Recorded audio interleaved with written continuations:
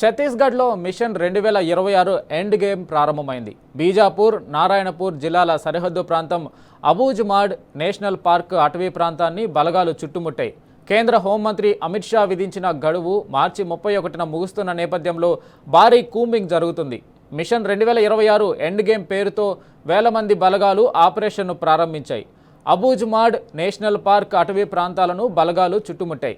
ఏ క్షణానైనా అంతిమ పోరాటం, మిగిలిన మావోయిస్టుల ఏరివేత లక్ష్యంగా పోలీసులు ఆపరేషన్ జరుగుతుంది. 2 సెంట్రల్ కమిటీ మెంబర్లు, 10 మంది టాప్ మోస్ట్ మావోయిస్టు నాయకులు, 50 మంది కమిటీ మెంబర్లు లక్ష్యంగా వేట కొనసాగుతుంది. మిగిలిన మావోయిస్టుల కోసమే మిషన్ 2026 ఎండ్ గేమ్ అనే పేరుతో చేపట్టిన ఈ ఆపరేషన్ చివరిదని పోలీసులు చెబుతున్నారు.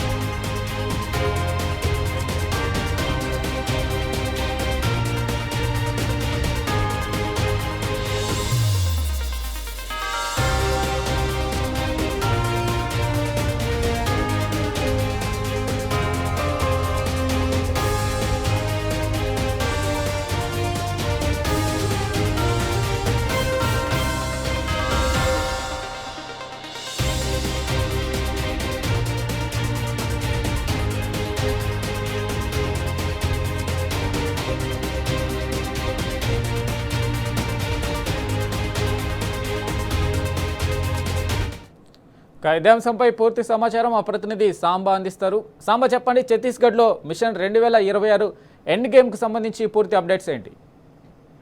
వెంకట, ఛత్తీస్గఢ్లో కేంద్ర ప్రభుత్వం విధించినటువంటి డెడ్ లైన్ మార్చి 31తో మావోయిస్టులను ఏరివేస్తాం, మొత్తం మావోయిస్టు రహిత భారతదేశాన్ని ప్రపంచాన్ని ముందుస్తామని చెప్పేది దగ్గర పడుతున్న నేపథ్యంలో ఛత్తీస్గఢ్ లో మరొక ఆపరేషన్ కు భద్రతా బలగాలు శ్రీకారం చుట్టాయి. ఇవాటి నుంచి దాదాపు 2 రోజులుగా భద్రతా బలగాల మోహరింపు, అట్లాగే భద్రతా బలగాలను సమీకరించేటువంటి కార్యక్రమానికి ఛత్తీస్గఢ్ ప్రభుత్వం సమాయత్తమైంది. ఇవాటి నుంచి కోమింగ్ ఆపరేషన్ చేపట్టారు.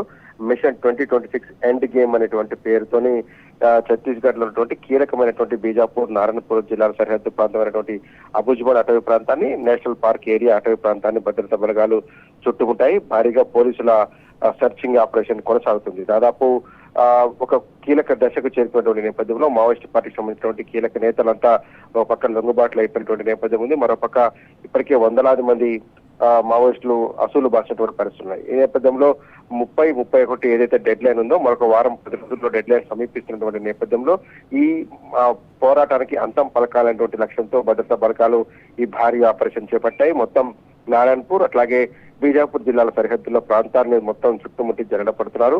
ఇప్పటి వరకు భద్రతా బలగాలు కావచ్చు, కేంద్ర ప్రభుత్వ అధికారులు కావచ్చు, అందరూ చెప్తున్నటువంటి లెక్క ప్రకారం మరొక 2 మావోయిస్ట్ పార్టీకి సంబంధించినటువంటి సెంట్రల్ కమిటీ మెంబర్లు, సీసీలు 2, మరొక 10 మంది మావోయిస్ట్ పార్టీకి సంబంధించినటువంటి కీలక నేతలు, మొత్తంగా 50 మంది కమిటీ సభ్యులు.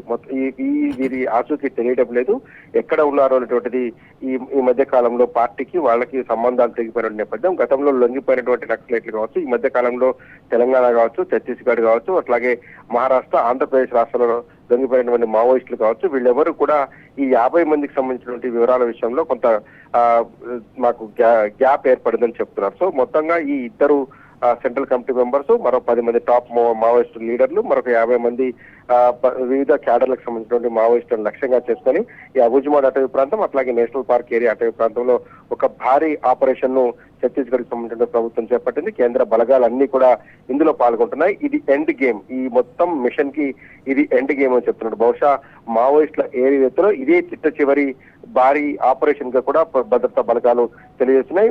ఉన్నటువంటి మావోయిస్టులు ఈ ప్రాంతంలోనే ఉండేందుకు అవకాశం ఉంది అనేటువంటి ఒక సమాచారం ఉంది.